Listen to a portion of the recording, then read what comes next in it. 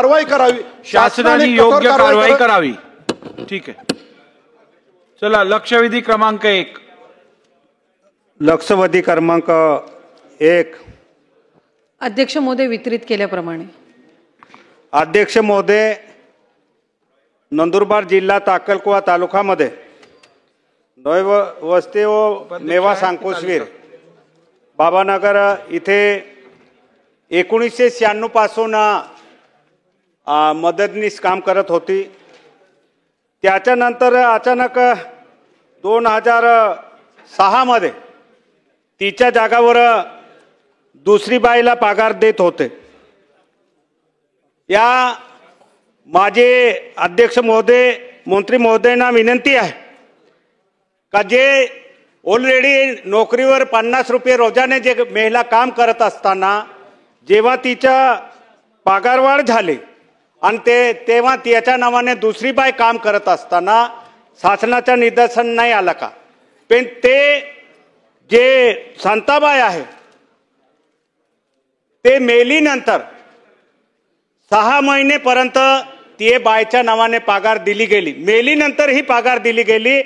त्याच्या मुलाने माझ्याकडे येऊन तक्रार केली का दादा म्हणे माझी आई जिवंत असताना आम्हाला पगार तर नाही दिली, पण माझी आई मेलीनंतर सुद्धा माझी आईच्या नावाने पगार दिली गेली आहे। तिथली स्थानिक अंगणवाडीने सुद्धा सुपरवायझरला आणि सीडीपीओला सांगितलं होतं, तरी त्याच्या नावाने जे पगार काढून देणारे जे सीडीपीओ सुपरवायझर असेल त्यांच्यावर ताबडतोब गुन्हा दाखल करण्यात यायला पाहिजे। हे माझे अध्यक्ष महोदय स्पेसिफिक विषय आहे। दुसरं, जेव्हा मी एक आमदार कलेक्टर व सीओ कडे जेव्हा एक आमदार तक्रार करतो आहे कसे अशी महिला हे मेली आहे आणि त्याच्या नावाने दुसरी महिला पगार घेत आहे, तरी 2 महिने झाले तोपर्यंत ना सीओने ना कलेक्टरने त्याच्यावर लक्ष दिलं। कारण डीपीडीसीच्या मीटिंग मध्ये सुद्धा तो विषय झाला, तरी त्याच्यावर कोणती चौकशी केली नाही।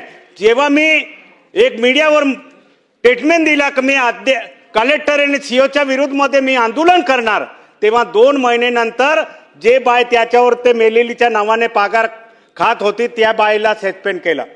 तर माझे स्पेसिफिक मागणी आहे अध्यक्ष महोदय, त्या डिपार्टमेंटमध्ये जे सीडीपीओ आणि सुपरवायझर जे पगार देतात त्यांच्यावर कारवाई करायला पाहिजे। आणि कलेक्टर सीओ एक आमदार तक्रार केली नंतर 2 महिनेपर्यंत त्याच्यावर लक्ष देत नाही असेल तर असं कलेक्टर आणि सीओवर सुद्धा कारवाई करण्यात यावे अशी माझी स्पेसिफिक मागणी आहे। अध्यक्ष महोदय, सन्मान्य सदस्य महोदयांनी जी या ठिकाणी शासनाचं आणि विभागाचं लक्ष वेधून घेण्याच्या दृष्टिकोनातून ही लक्षवेधी मांडलेली आहे।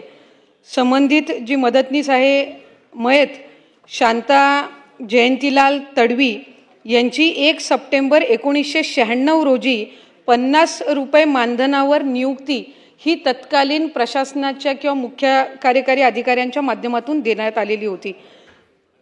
तदनंतर नियमित अंगणवाडी केंद्रामध्ये 2006 मध्ये अंगणवाडी मदतनीस म्हणून 740 मानधन नियुक्ती ही करण्यात आलेली होती।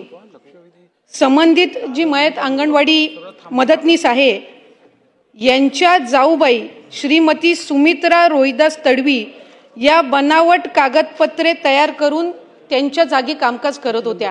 खरं तर अंगणवाडीची इमारत नसताना अंगणवाडी ही शांती जयंतीलाल तडवी यांच्याच घरात ती अंगणवाडी भरत होती आणि त्यांची जाऊबाई ही त्यांच्या नावाने खोटी कागदपत्र त्या ठिकाणी तयार करून तिथं कामकाज करत होत्या।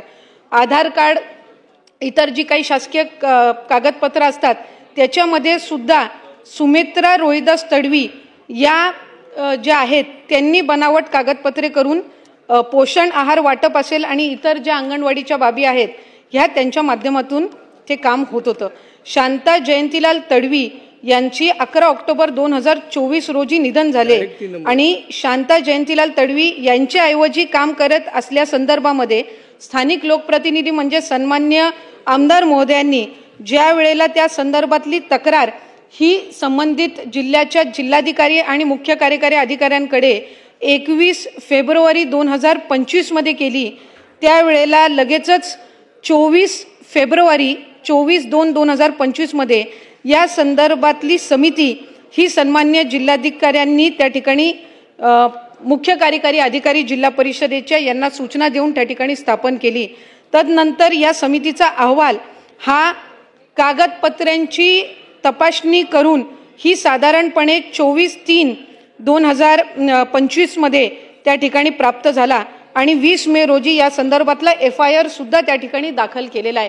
खरं तर आमदार महोदयांनी या ठिकाणी नमूद केल्याप्रमाणे ज्या कैलासवासीय शांती जयंतीलाल तडवी आहेत यांच्या सुपुत्रांनीच आमदार महोदयांकडे त्या संदर्भातली तक्रार केली, पण त्यांच्याच नातेवाईक सुमित्रा रोहिदास तडवी ह्या त्याच घरातल्या ह्या बनावट कागदपत्र त्या ठिकाणी सादर करून इतके वर्ष काम करत होत्या।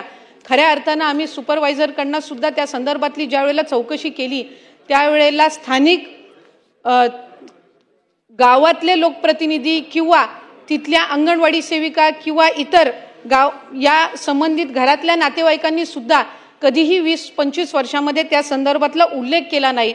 पण ज्या वेळेला दुर्दैवी निधन शांती तडवी यांचं झालं त्यावेळेला त्या संदर्भातली तक्रार ही त्यांच्या कुटुंबातल्या व्यक्तींनी आमदार महोदयांकडे केली आणि त्या संदर्भातली माहिती त्यांनी आता या ठिकाणी सभागृहामध्ये दिलेली आहे। पण तरी सुद्धा सन्मान्य आमदार महोदयांनी निवेदनाद्वारे जी काही तक्रार त्या ठिकाणी केली होती त्यानुसार 20 मे रोजी FIR त्या ठिकाणी दाखल केलेला आहे आणि या संबंधामध्ये कडक कारवाई ही त्या ठिकाणी निश्चितपणाने अध्यक्ष महोदय केली जाईल। सन्मान्य सुरेश दस तक्रार करतो ना तर 2 महिने कसं काय लागता हो? अध्यक्ष महोदय त्यांना सस्पेंड करून त्यांच्यावर फौजदारी गुन्हा दाखल करण्यात यावे सुपरवायझरवर। मी आपल्या अनुमतीने पुन्हा एकदा सन्मान्य सदस्य महोदयांना या ठिकाणी माहिती देऊ इच्छिते की 21 फेब्रुवारी 2025 मध्ये या संदर्भातलं पत्र त्यांनी जिल्हाधिकारी महोदयांना त्या ठिकाणी दिलं आणि 24 फेब्रुवारी म्हणजे 2-3 दिवसाच्या आतच त्या संदर्भातली समिती ही त्या ठिकाणी सादर केली।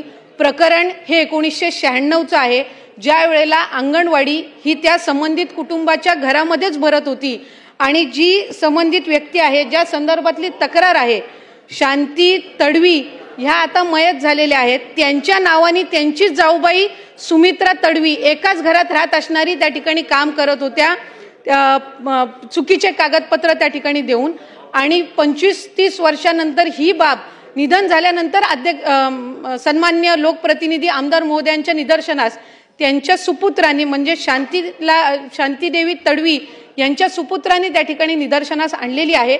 आम्ही सुपरवायझरची सुद्धा चौकशी ही त्या संदर्भामध्ये केलेली आहे। सुपरवायझरनी त्यांच्या जो काही त्यांचा जबाब घेण्यात आला त्याच्यामध्ये अशा संदर्भातली कुठलीही बाब ही गावामध्ये त्यांच्या निदर्शनास आलेली नव्हती अशा पद्धतीचा त्यांनी त्याच्यामध्ये खुलासा दिलेला आहे। पण तरीही आमदार महोदयांनी त्या ठिकाणी सूचित केल्याप्रमाणे त्यामध्ये सूचित केल्याप्रमाणे CDPO असतील सुपरवायझर असतील तिथल्या कार्यरत असणाऱ्या अंगणवाडी सेविका असतील यांच्या संदर्भातली योग्य ती कारवाई ही त्या ठिकाणी केली जाईल आणि मी मगाशीच माहिती दिल्याप्रमाणे 20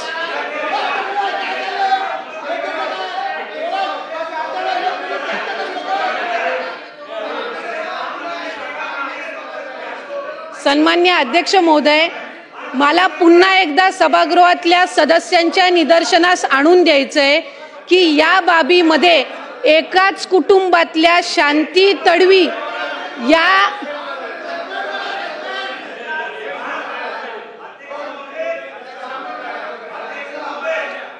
उत्तर देतात ना अध्यक्ष महोदय मला आपल्या माध्यमातून सन्मान्य सदस्य महोदयांच्या निदर्शनास आणायचंय की आम्ही 20 मे रोजी या संदर्भातला FIR दाखल केलेला असून CDPO यांना सुद्धा आणि सुपरवायझर यांना सुद्धा त्याच्यामध्ये आम्ही FIR मध्ये त्यांच्या विरोधात सुद्धा दाखल केलेला आहे। त्याच्यामुळे जी काही कारवाई आहे ती त्या संदर्भातली कडक ही केली जाईल। सन्मान्य अध्यक्ष महोदय ही अतिशय गंभीर बाब आमशा पाडवी साहेबांनी या ठिकाणी लक्षात आणून दिलेली। अध्यक्ष महोदय आता महिला व बाल कल्याण मंत्री आता उत्तर देत आहेत की आम्ही CDPO आणि सुपरवायझर यांना सुद्धा त्या FIR मध्ये घेतलेला आहे। मग माननीय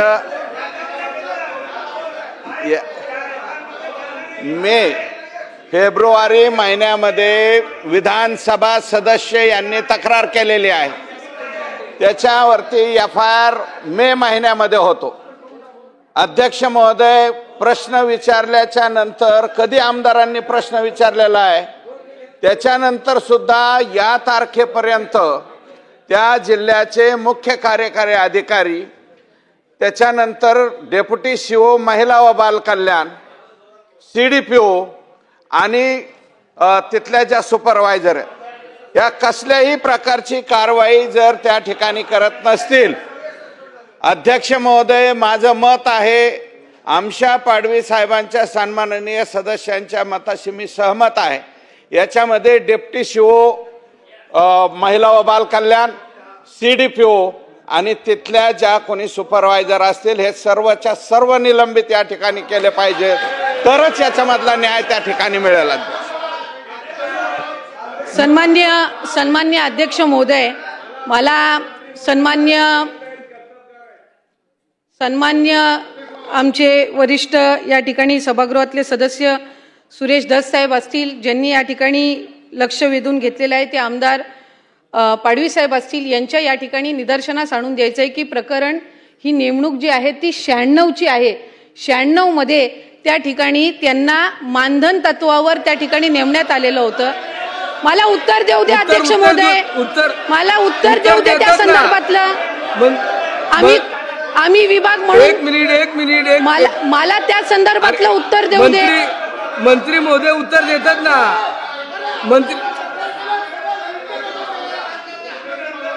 मला त्या संदर्भातलं अध्यक्ष महोदय उत्तर देऊ दे. जर लक्ष वेधून घेतलेलं आहे तर त्या संदर्भातलं उत्तर देऊ दे. उत्तरच ऐकून घ्यायचं नसेल तर लक्ष वेधी मांडण्यात काय अर्थ आहे?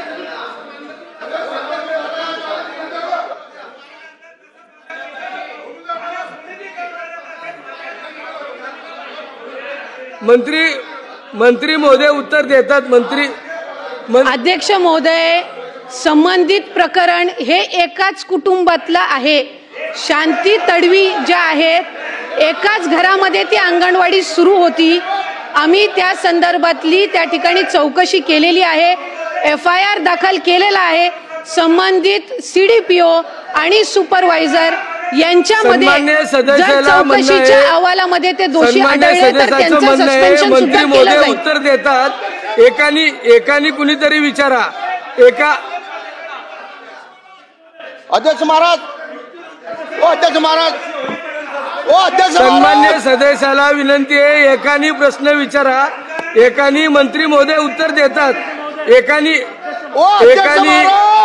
एकानी प्रश्न विचारा. तक्रार केल्या, पगार निघाला मेलेल्या माणसाचा. मंत्री महोदय, अरे काय चाल, अरे चौकशी सस्पेंड करा, चौकशी होईपर्यंत.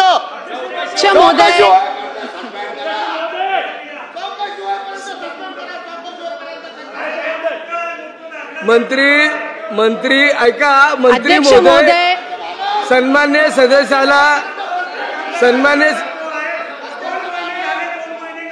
अध्यक्ष महोदय, माझ्याकडे आमदार महोदयांनी दिलेलं पत्र सुद्धा आहे. हे 21 फेब्रुवारी 2025 आहे. संबंधित प्रकरण 96चं आणि 2006चं आहे. आणि या संदर्भातली सविस्तर चौकशी स्थानिक लोकप्रतिनिधी महोदयांनी मांडलेल्यानुसार तिथपर्यंत ते संबंधित CDPO आणि सुपरवायझर यांना आम्ही सस्पेंड करण्याची कारवाई करतो. लक्षवेधी क्रमांक 3.